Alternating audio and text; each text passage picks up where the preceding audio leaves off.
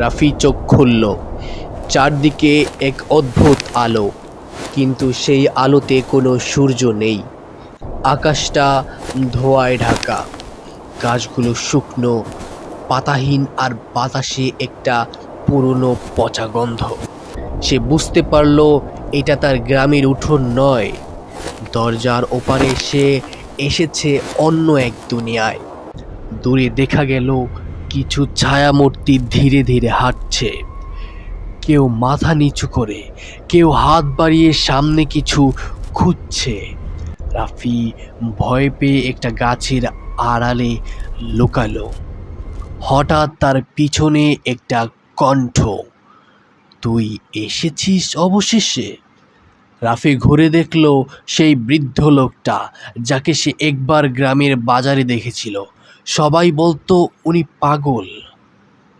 লোকটা ধীরে ধীরে বলল, এই দরজা একসময় মানুষ ব্যবহার করত আত্মাদের সঙ্গে দেখা করতে, কিন্তু এখন যারা আসে তারা আর ফিরে যায় না। রাফি কাপা গলায় বলল, আমি ফিরতে চাই, আমাকে পথ দেখাও। বৃদ্ধের চোখ লালচে হয়ে উঠল। পথ আছে, কিন্তু দরজা এখন বন্ধ। শুধু ওদের একজনের আত্মা দিলে তুই ফিরতে পারবি।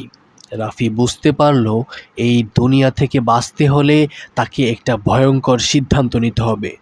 তখনই হঠাৎ দূরে একটা ছায়া দৌড়ে এলো। একটি মেয়ে, তার চোখে ভয় ভরা, মুখে কাদা লেগে আছে। সে হাঁপাতে হাঁপাতে বলল, তুমি এখানেও এসেছো? আমি নীলা, আমিও সেই দরজা খুলেছিলাম। রাফি হতভম্ব, তাহলে সে একা নয়। কিন্তু মেয়েটির মুখে ভয়ের ছায়া। তুমি যে করেই হোক দরজাটা আবার খোলার আগে আমাদের এখান থেকে বের হতে হবে, কারণ আজ রাতেই তারা জেগে উঠবে।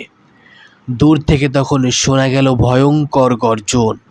মাটি কাঁপছে, আর অন্ধকারের মধ্যে এক বিশাল কালো ছায়া এগিয়ে আসছে তাদের দিকে। তৃতীয় পার্ট দেখতে চাইলে অবশ্যই চ্যানেলটা সাবস্ক্রাইব করবেন।